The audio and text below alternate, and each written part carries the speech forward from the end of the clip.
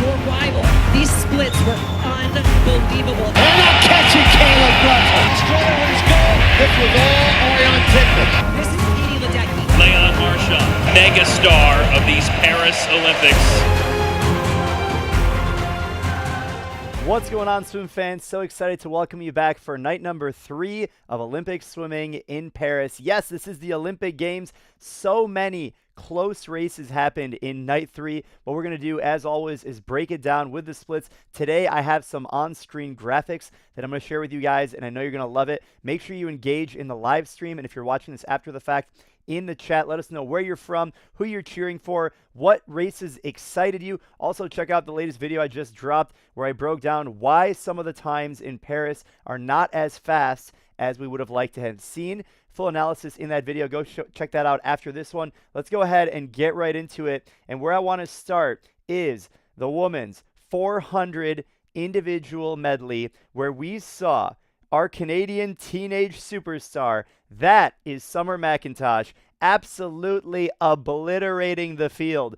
Look at the distance that she has. Now, the Americans ended up going 1-2. Nice battle there. There's a Chinese swimmer in 4th position. But look at this margin. This is absolutely incredible. We saw it last night with Leon Marchand, with the Team France behind him, cheering him on. But look at this domination, and you can see right here, that separation, that is incredible right there. I mean, we're not talking about winning by a little bit or winning by a body length. We're winning by half of the pool almost. It's close to 15 meters. Now, if you look at the time, where was this screenshot taken? This was taken at 4:24.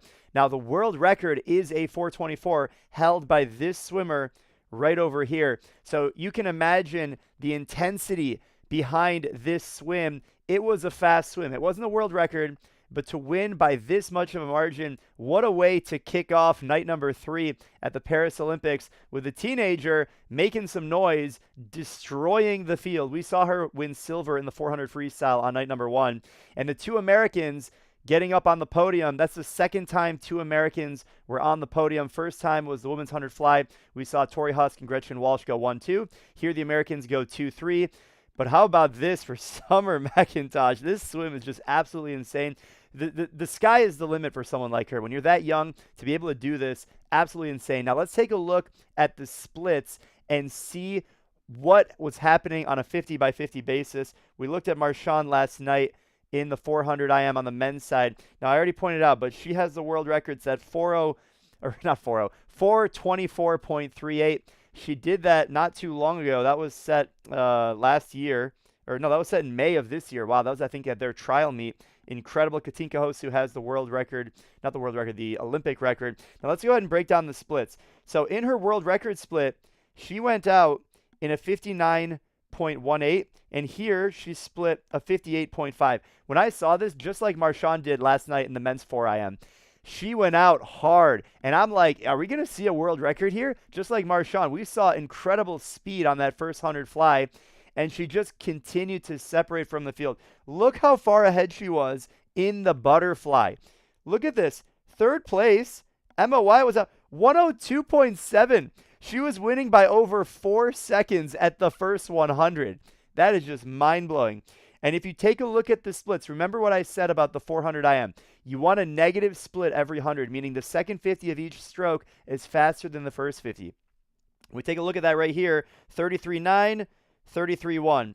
Take a look at the breaststroke. We fell off a little bit, 38.8, 40.5. Now, I can sit here and tell you 40.5 is not very fast, but that really is the difference. If she had split a 38 there, we'd be talking about a world record. But she fell off a little bit at the end still to go 32.0, 30.7, pulling away from the field. Look at the differential in time. I mean, that is absolutely incredible. 5.6. We saw Leon Marchand win by that margin in the men's 400 IM. Just as impressive right here to see the absolute domination. And like I showed on the prior screen, let me go ahead and just put that back on the screen. I mean, just look at this domination. I mean, where is the rest of the field? Yes, I get it. It's a 400, not winning by that margin in a 100. But even at the highest level of the Olympics, sure, we didn't see a world record, but we saw some really fast swimming. Let's go ahead and throw some comments here on the screen. Hello from Canada. Yeah, Canada representing Summer McIntosh. There we go. There we go. Let's see some other comments. Yeah, we're going to go through each race. Hello from Slovakia. Don't worry, we're going to talk about this guy from Italy. Italy was big. Hello from India. Summer was incredible. Matteo, I'm with you 100%. She was absolutely dominant. And you know what I say about the 200 and 400 IM? If you want to know the best swimmer in the world, you evaluate that by the 400 IM. Because if you can win the 400 IM, that means you are dominant in every single stroke. You have some speed and you have the endurance to last in everything. And Summer McIntosh is clearly the best all-around swimmer in the world at this time on the women's side. And on the men's side, it is no question Leon Marchand. In his example, he was dominant by outsplitting everyone on everything. When we take a look back at the splits over here, let's see if Summer was able to outsplit everyone on everything. It's a little hard to read with all my chicken scratch here on the board. But yeah, it looks like she was outsplitting everyone. The backstroke, Katie Grimes was pretty close. But on the breaststroke, yes, Emma Wyatt actually outsplit her on the breaststroke. You take a look at that. You had a 38.9 and you had a 39.6. So there was definitely some outsplitting by a second there on that second 50 of the breaststroke.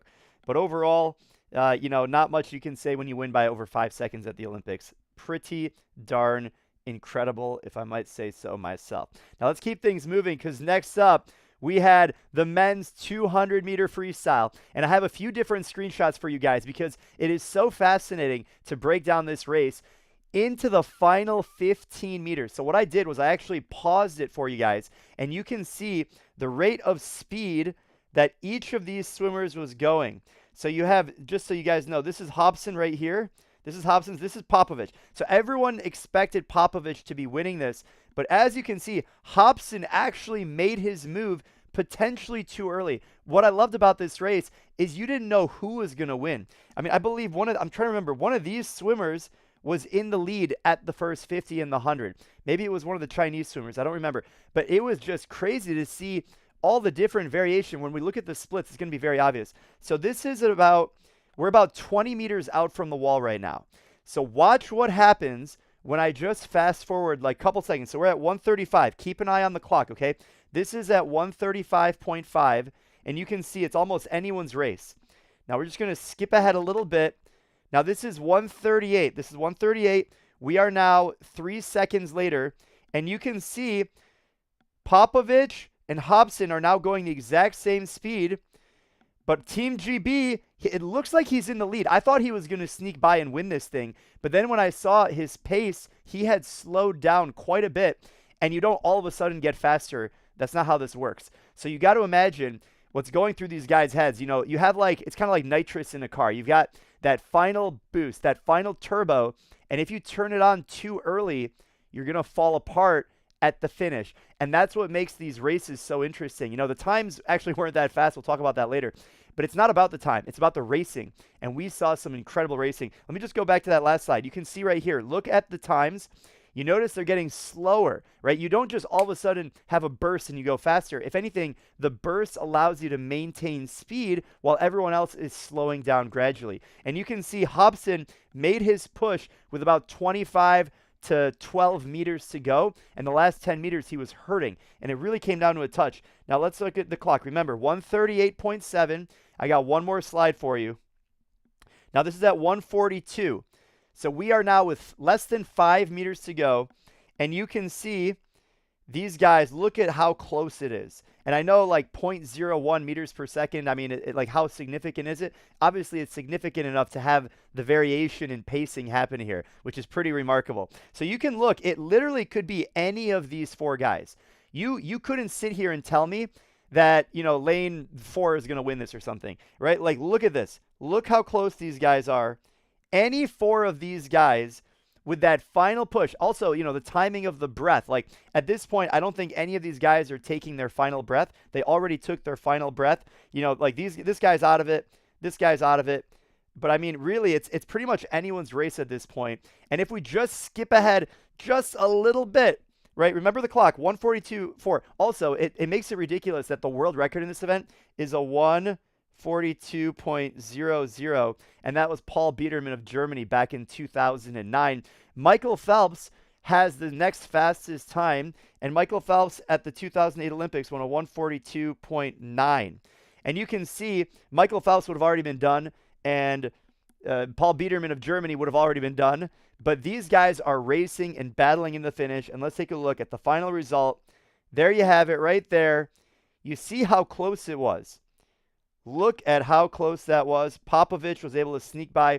And this is the final result there. That's the 144. Now let's go ahead and look at the splits. And you can see how remarkable this was, because these guys were exchanging position so much between this 200. A few other races were like that tonight, but let's go ahead and look at the splits. Here we go.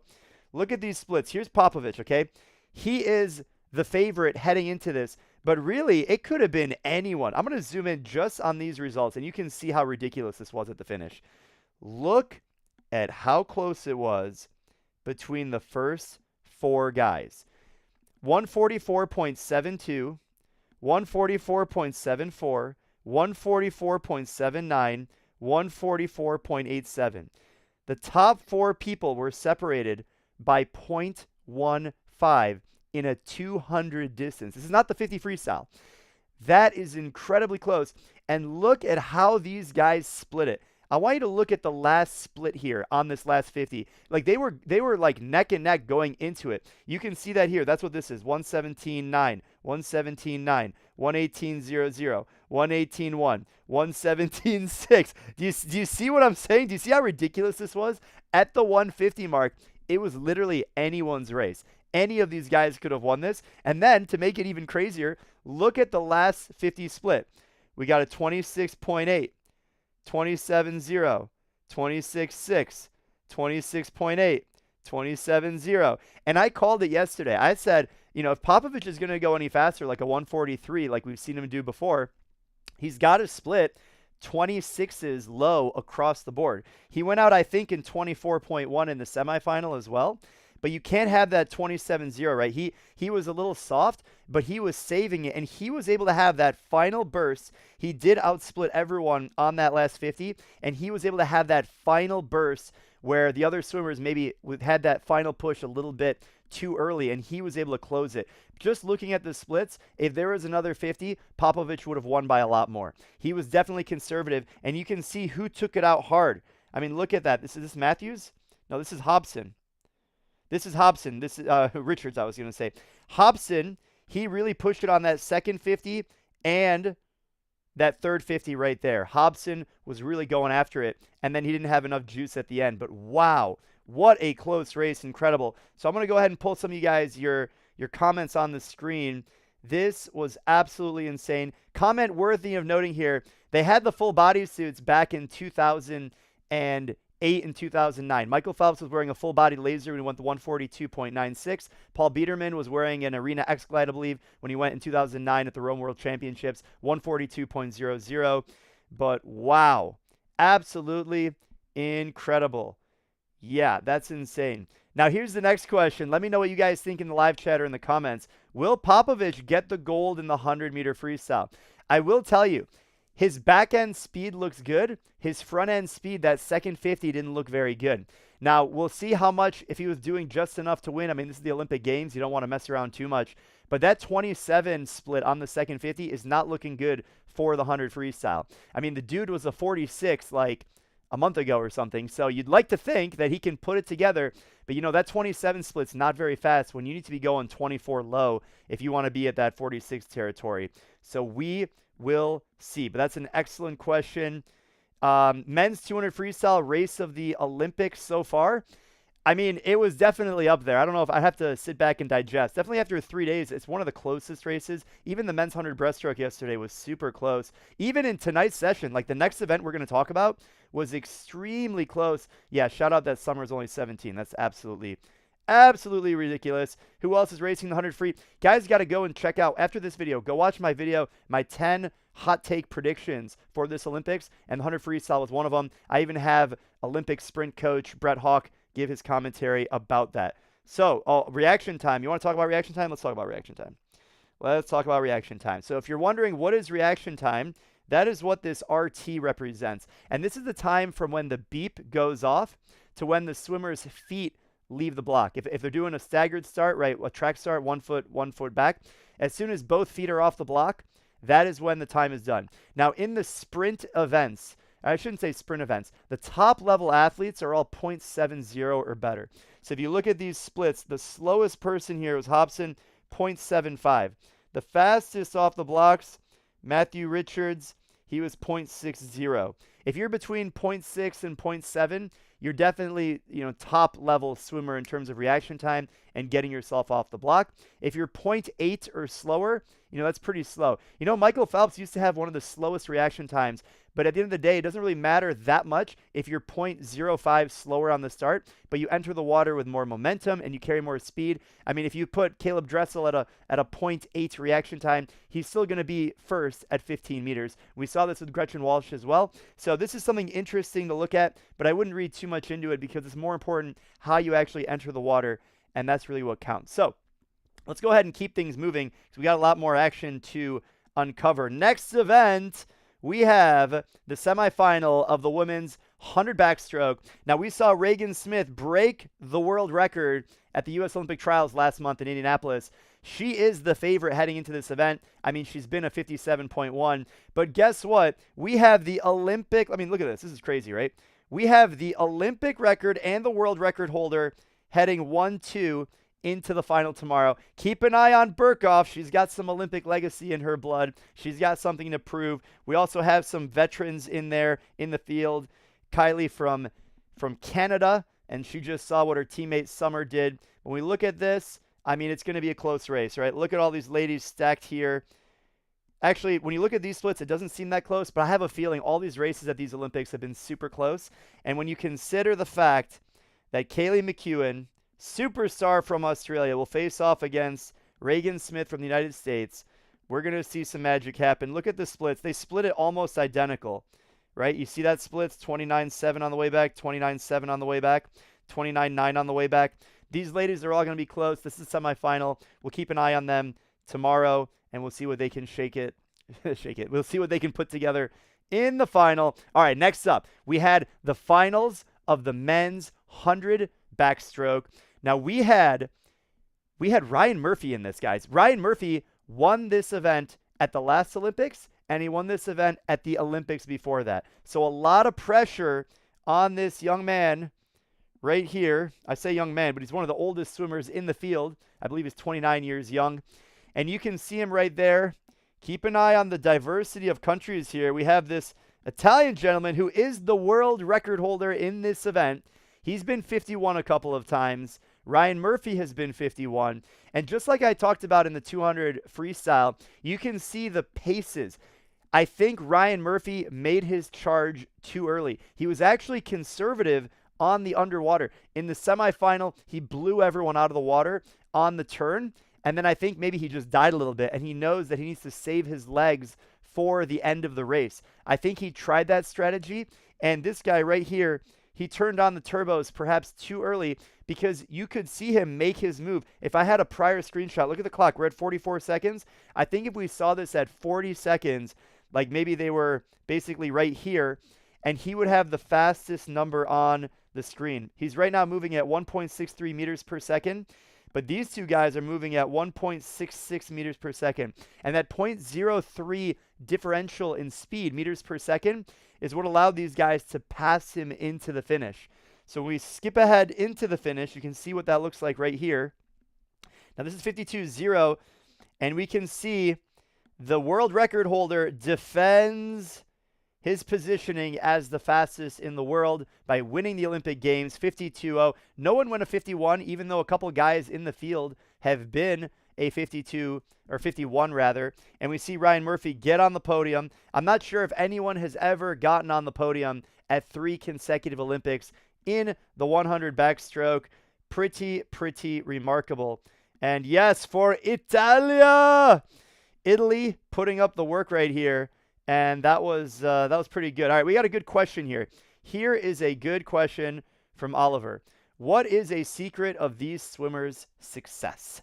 So why are these swimmers going so fast? Why are they at the Olympics, right? I swim, you swim, probably watching this. Or if you don't swim, welcome. We appreciate the fandom here. But if you're wondering, why are these swimmers at this top level? Like, these times don't even seem real. Like, you get in the pool, and maybe you go like a 122, in the 100 backstroke, and you're like, how do these guys go like so much faster? Maybe you go 2 minutes, and you're wondering, why are they going so fast? Well, a lot of these guys and girls have been training for a very long period of time, focused on improving their technique and their capacity. This is not something that these guys just fell in the water and then all of a sudden they're going a 52 in the 100 backstroke, right? There are tens of thousands of hours that have gone into training, refining technique, and it's really the consistency that has developed their feel of the water and their strength and their racing ability to get to this level. So if you're wondering, how do I get better at swimming? Focus on your technique. Focus on your training, being consistent. That's a lot of what I talk about here on the channel. Almost all of my content is about helping you get better, so make sure you're subscribed if you want more tidbits. But it's always fun to watch the athletes at the very, very top level and see how they can pull it off. And we can learn a lot from them, which is pretty darn cool. So let's go ahead and keep things moving because the night is not over. We have more action. There. Oh, by the way, there's the results. We didn't look at the results. So let's look at the results real quick. Now look at this Chinese swimmer. Shu, right? He took it out like an absolute train. 24.88.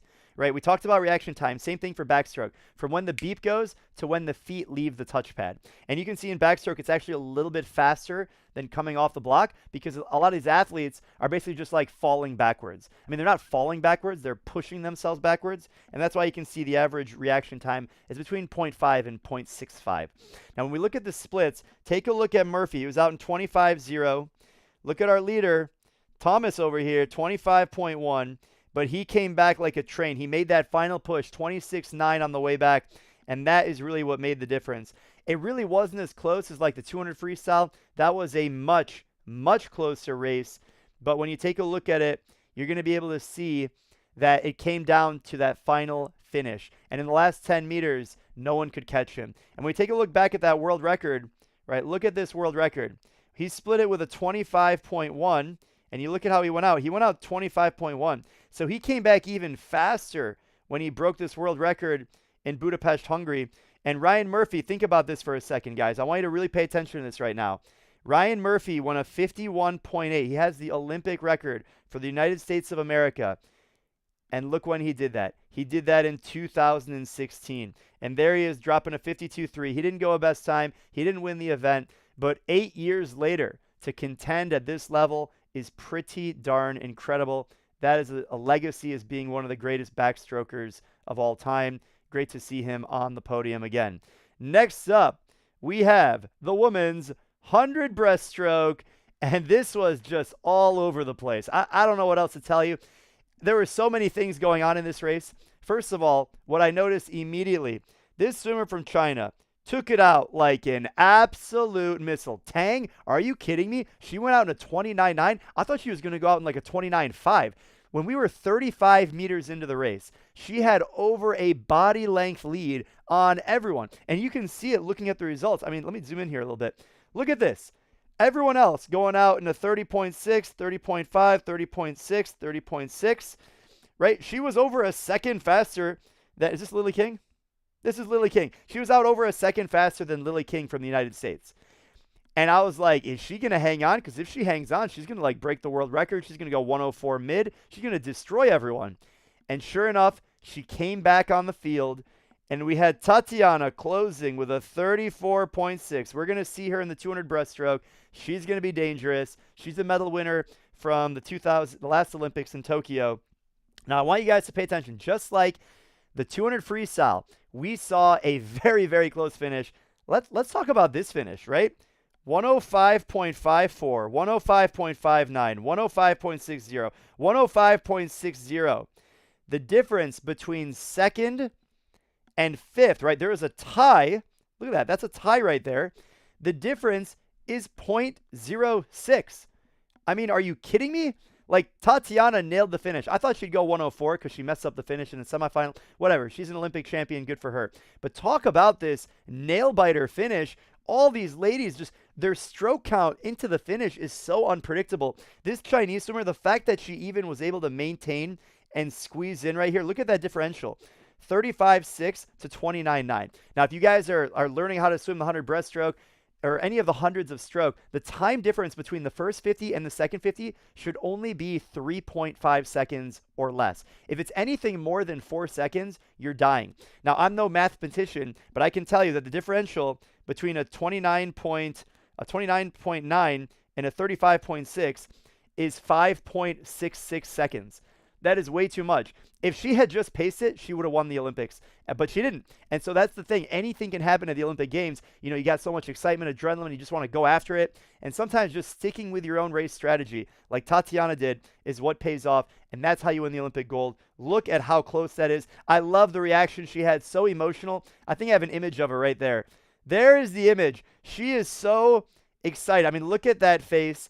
She's so happy to win. I mean, who wouldn't be happy to win the Olympic champion in the 100 breaststroke? And there's this image of her like crying and just being emotional. It looks like maybe she lost the race, but it was tears of joy.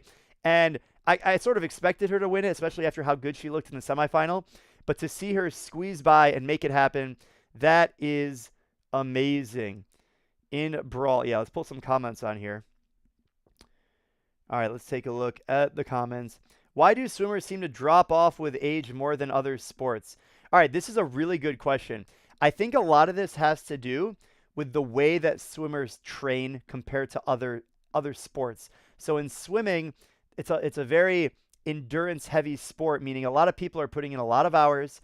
It's very physically draining and demanding on your body, and you kind of get sick of that, right? It's a lot of mental fortitude to keep doing this and to really almost abuse your body. Like you are literally just pushing yourself every single day. And when you're age 22, you can kind of push yourself through it. 24, 27, 29, 32, right? As you get older, it just gets that much harder to keep doing that. And in other sports, you can actually, I don't want to say other sports, you don't have to train as much, but I'll say in other sports, you don't have to train as much and you can maintain a superior level of athleticism. In swimming, if you don't really do any swimming, you're going to get worse and you're going to get bad pretty fast. It's rare that swimmers, take a break and they make a comeback. Michael Phelps, we saw it. Brendan Hansen, we saw it. We saw it with Dana Vollmer. She had a child. I think that's probably the most impressive thing when a female literally has a kid and then comes back and then wins another Olympic medal. That's very impressive. But really, it's just difficult because the sport is so demanding. And so to do it as an older age, it's just difficult, right? The other thing that a lot of people don't talk about, or maybe they do, is that you don't really make a living from swimming. So a lot of these swimmers are not, this is not really their full-time job, right? It is because they're training for the Olympics, but they probably have some other thing going on to make money. Or if they want to continue in this journey, they have to find a way to sponsor themselves. And it's very difficult to do that when, you're not really seeing the results that you have. In most countries, the Olympic Committee for the country, they don't actually support their athletes as much as you think they do. It's not like, you make the Olympics and now someone hands you a sack of cash. So it's something that really important to consider as to why these athletes, they drop off basically. When is the men's 100 fly? That is towards the end of the week. So you got to wait a few days for that. It is going to be a good one. The women's 100 breaststroke classics. Love those. Victory of the veterans. Yes, exciting to see as well. As you get older, agility goes down. This is actually partially true. A lot of the athletes we're talking about are in their 20s and 30s, right? Like you can actually have peak athleticism when you're 28 or 35, especially for men. So a lot of it just comes down to the other stuff I mentioned. You can't make an income. It's really difficult to train all the time. You're likely to get injured, over the course of that process. But when it comes to agility, you can absolutely have a ton of agility in your later 20s and 30s. I mean, we saw Anthony Irvin win the 50 freestyle at the age of 35. We saw Michael Phelps in his 30s. Michael Phelps, to this day, in his later 30s, could still probably show up and do some damage. But we'll have to just, dream about that. All right, let's keep things moving because we have another race to talk about. And this was the women's. And then I have something special for you at the end. So hang out after this one because we're going to talk about the rivalry. And the rivalry was on display here because we have Team Australia going 1-2 in the 200 freestyle. We sort of expected this. We had Haughey actually, same thing. I wish I had the slides where you can see the speed. I think she made a push a little bit too early. Let's take a look at the splits right here. Haughey out in a 26.7, 28.9. So at the 100 mark, she was in the lead with a 55.7. But you look at the back half of these Australians. Wow. Look at that final split, 27.9. And you can see the differential. No one in the field even close to that. Pretty insane to see. And that's really where she made her move. It was an Olympic record. And you can see Ariane Titmus is the world record holder. She literally broke this, I believe, in their trials last month. So she broke the world record. She comes in second. She won the 400 free. But I mean, this is dangerous. This is the prior world record holder. If you want to see an analysis I did on this swimmer right here, Molly, I did that about a year ago, right after she, or maybe this year, right after she had broken the world record. Maybe it was this year. So check out that video if you want to see the fastest, one of the fastest 200 freestyle swimmers on the ladies' side. Pretty incredible to see that there. Now, what I want to do is I want to talk about the battle in the pool. This is the United States versus Australia when it comes to medal count. Now, if you look at the last event right here, Team Australia literally took first and second, right? That's first and second. That is 2 more medals, and that is 1 more gold medal. So when we zoom out and we look at the last 3 days of Olympic competition, where do we stand? We got Team USA with 2 gold, Australia with 3 gold. The United States 4 silver, Australia 3 silver. The United States 5 bronze, 0 bronze. So the total, the United States has 11 medals, Australia 6, but Australia has more wins so far in these games, and the rivalry is just getting started. We have a lot more action to be had. Let's go ahead and pull some comments. Shout out for Hong Kong. That's Hahi. You know, fun fact about Hahi. Let's go back actually to that event. Hold on, wait a second. So this swimmer right here, there she is. She swam at the University of Michigan. I actually swam around the Burj Al Arab in Dubai with her and her coach. Sunny was there. If you guys follow the swimsuit guy, all of us, we did like a group swim. There were like 10 of us. And this was right before she broke the world record in the short course version of the 200 freestyle. So that's pretty fun as well. Shout out for Hong Kong. That's where she represented. All right, let's go ahead and go back to this. I have another slide that shows all the countries. So I know if you're not from the United States or Australia, or you don't really care about this, I'm going to pull on all the countries next. But let me go ahead and pull. Do you think a world record is going to be broken at the Olympics? If you were to ask me this question heading into the Olympics, I would have thought at least 5 world records were going to fall. I think we're going to see 1 or 2 world records. And it's entirely plausible that we don't see any world records at these Olympics. I mean, 3 days in, 0 world records. It's not looking very good. I am hopeful that someone's going to squeeze something somewhere, whether it's a relay or an individual swim. Someone's going to come out of nowhere and surprise us. And that would be amazing to see 1 or 2 world records. But I wouldn't be that surprised at this point 3 days in if we don't see a world record. But I will tell you this, the racing is actually better than I thought it would be so far in the competition. I really thought some of these races, people would come in and just absolutely obliterate. You know, we saw that with Leon Marchand. We saw that with Summer McIntosh. Those races we sort of expected, but there were a lot of athletes that I would have thought would have won their events handily. You know, some prior world record holders not even showing up, right? So I think there's a lot to be said about the environment. And like I said earlier at the beginning, if you haven't checked out my video that I did a breakdown of why the times are slower than we expected at these Olympics, make sure you watch that video after this one. But yeah, definitely a lot to be had here. This is key. So Bernard, I appreciate this comment. Thank you. The amazing thing, let me put this on so you can read this.